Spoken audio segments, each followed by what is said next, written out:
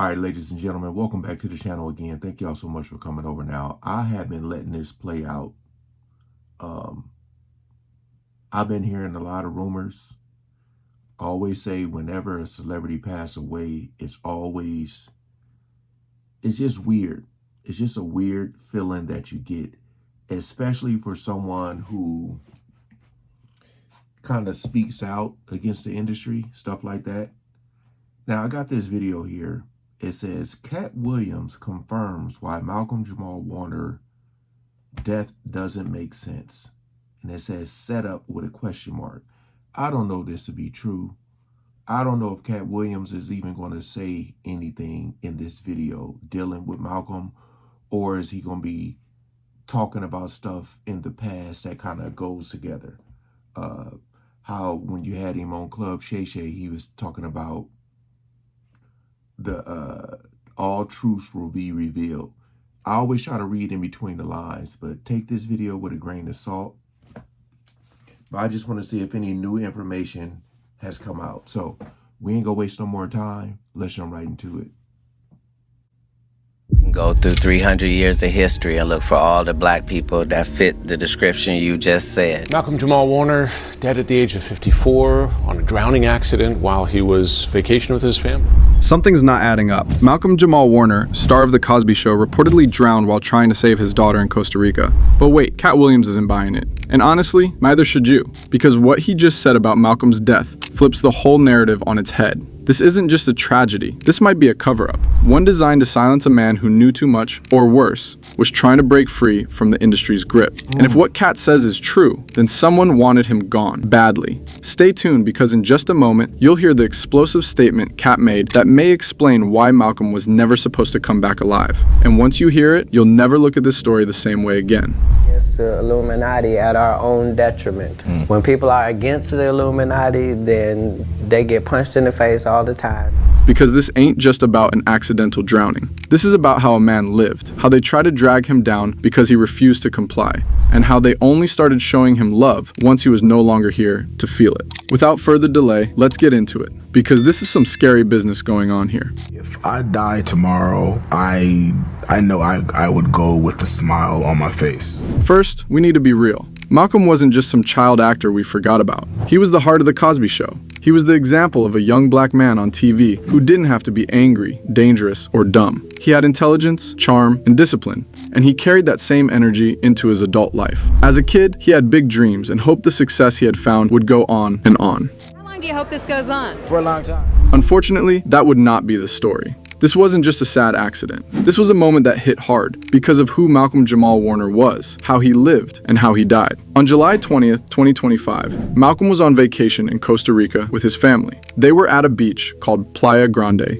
near the town of Limon. It's beautiful, but also dangerous. That beach is known for its rough waters and deadly rip currents. That day, there were no lifeguards on duty. None. Just a few signs warning people not to swim. These are the first things we saw when we pulled up to the beach. Signs in Spanish and English warning people about potentially hazardous conditions. Around 2 p.m., Malcolm and a friend went into the ocean. His 8-year-old daughter stayed on the sand. That part is important. Some early reports wrongly said he went in to save her. But the truth is, she never entered the water. As soon as Malcolm and his friend got in... See, right there. Because, yeah, it was some reports. And that's, I think I had brought up the one, I forget her name, from Glee. That's why I've waited. I've waited and I've waited. And I don't know, man. It's just whenever I hear about someone drowning, like, and he was in the water with his friend. Oh, brother. They were pulled by a strong rip current. His friend struggled, but survived. Malcolm wasn't so lucky. Surfers and beachgoers jumped in, trying to help. One surfer got to the daughter to keep her safe. Others tried to get to Malcolm. Right there in the water on the surfboard.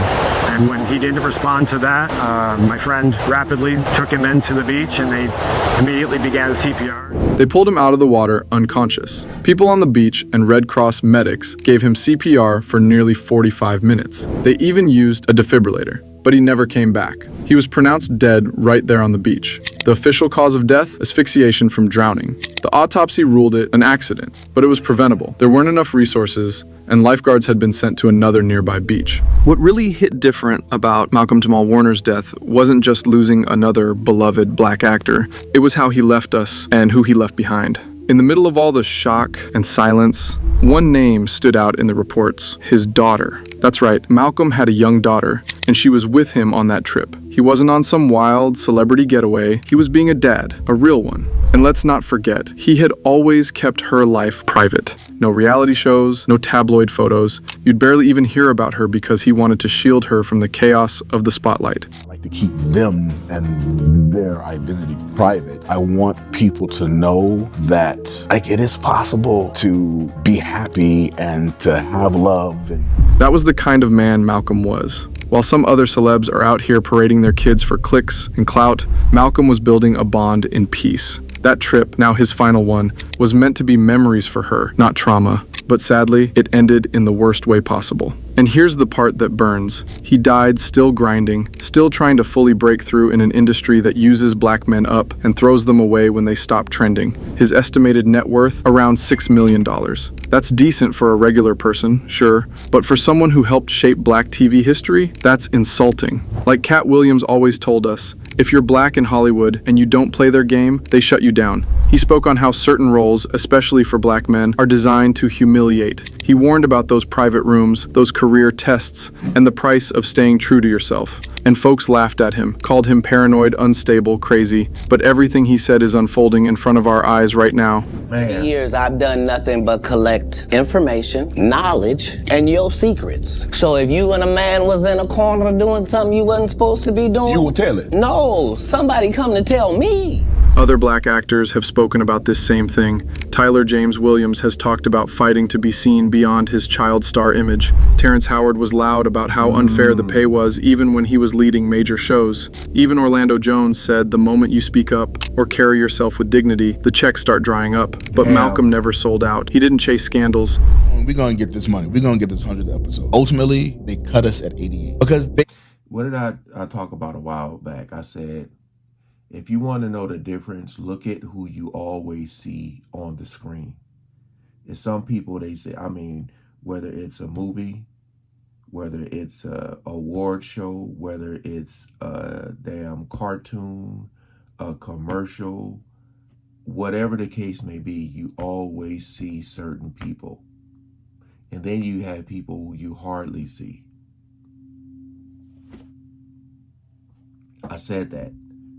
I said, if you want to know if somebody done made a deal, look at how much you see them.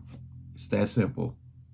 They were tired. They were tired of me. He didn't throw on dresses for laughs. He didn't switch up to fit in. He stayed grounded, raising his daughter quietly, showing her what a real man looks like. The industry didn't reward him for that. But now, in death, people are finally starting to recognize what kind of king we really lost. But that's exactly why Hollywood didn't know what to do with him. He didn't give them scandal, he gave them substance, and they ignored him for it. Let's be honest, this new generation of young black entertainers, a lot of them sold their souls. And I'm not talking about contracts, I'm talking about character. Look at what we see now. Talentless noise, viral stunts, and grown men acting like clowns just to trend. And the worst part? They call it winning. I'm not even gonna name names. You already know a few that come to mind. Something that the ones always half naked on stage, painted up for Fashion Week, saying anything for clicks, rapping about death like it's a flex, flashing money they don't even own, and still calling themselves kings. Please. Those are the kind of men the industry loves. They prop them up like role models, plaster them across billboards, give them awards, and tell our boys this is success. Facts. But it's not. It's performance.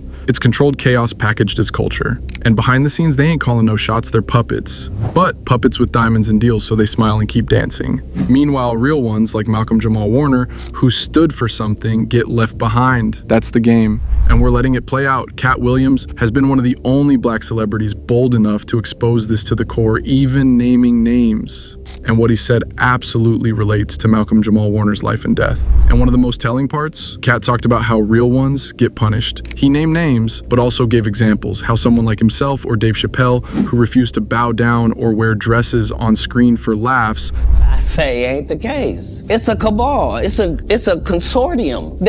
They rock with who they rock with, and they don't with who they don't. get sidelined, or blackballed. Katt even told a story about how certain comedians with less talent were being offered roles and money he earned simply because he wouldn't play along with the industry's agenda. That's the same energy Malcolm had. He stayed quiet and dignified. Malcolm Jamal Warner never had to shout to be heard. His life spoke for itself. From his early years growing up in Jersey City, New Jersey, he was raised by a single mother, Pamela Warner, who managed his career and helped guide him. He was just 14 when he landed the role of Theo Huxtable on The Cosby Show, and instead of letting that fame corrupt him, as it did so many child actors, he stayed grounded. He didn't chase controversy. He studied, he worked, he learned. As an adult, Malcolm was intentional about the legacy he wanted to leave. He once said in interviews that he wanted to be remembered as someone who stood for truth, integrity, and purpose. He didn't just want to act, he wanted to use his platform to uplift. That's why he avoided stereotypical roles, even if it meant fewer opportunities. There were moments where others would have cracked. When Bill Cosby's scandal exploded, Malcolm handled it with grace. He didn't trash Cosby, but he made it clear he didn't condone the actions. You spoken to him? Yeah.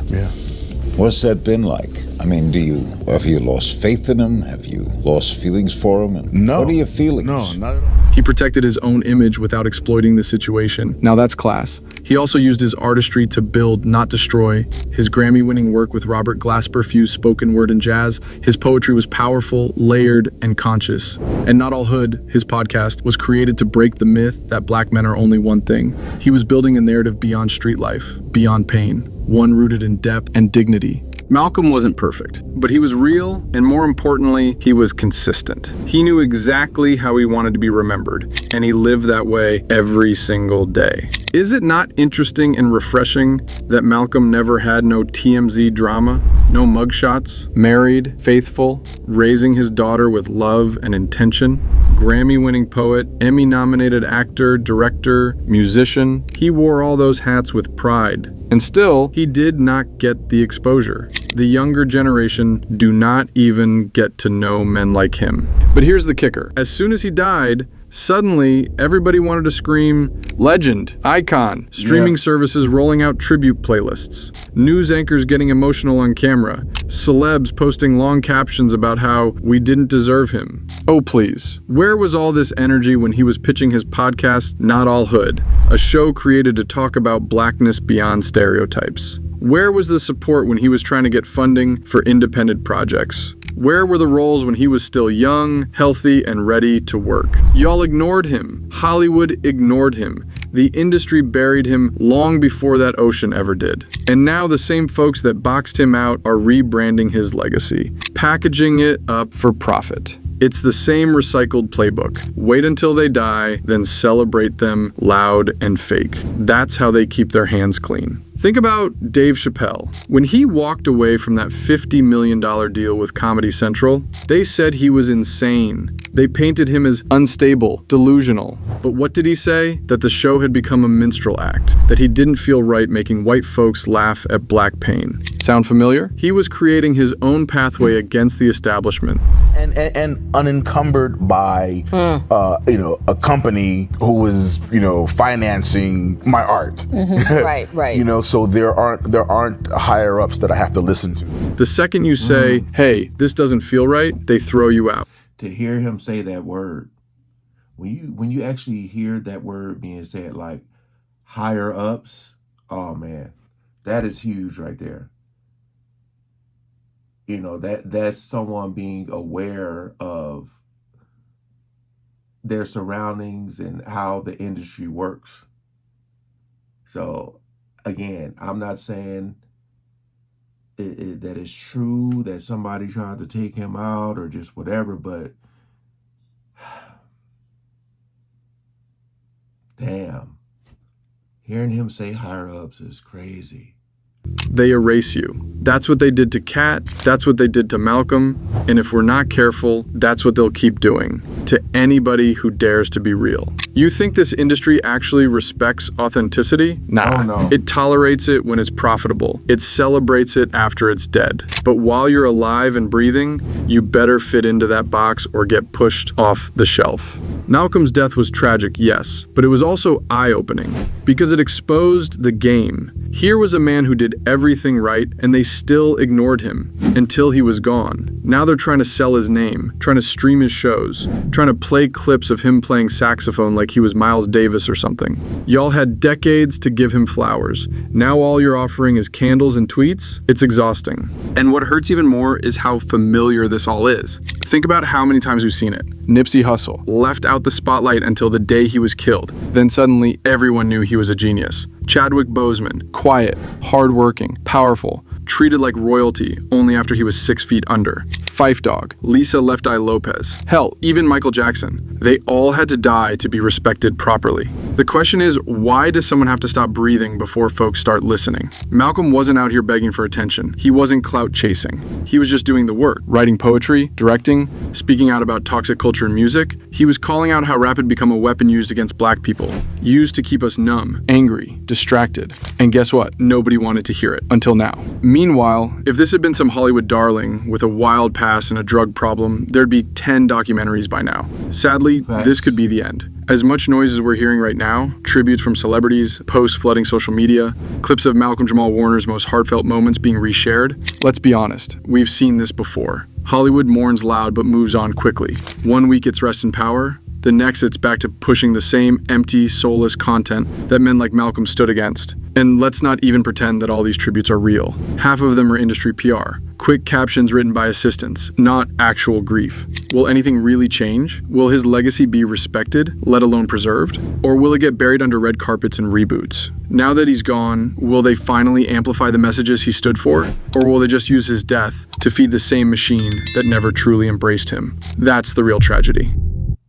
You know, I talked about how a lot of artists, they don't own the rights to their music, and a lot of them pass away young when they're like thriving, when it's like they done took over the music industry. They got all these hits and then they pass away, and then the record label end up making more money off of them when they're gone. You know, we always talk about child stars. What is it going to look like for them when they get older? And, you know, they said he started when he was 14. And again,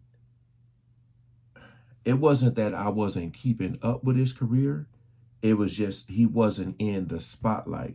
You know what I mean? Like, I knew the shows he was on because, like I said, my wife watches his shows. I would come home from the gym and she would be watching, or just whatever the case may be.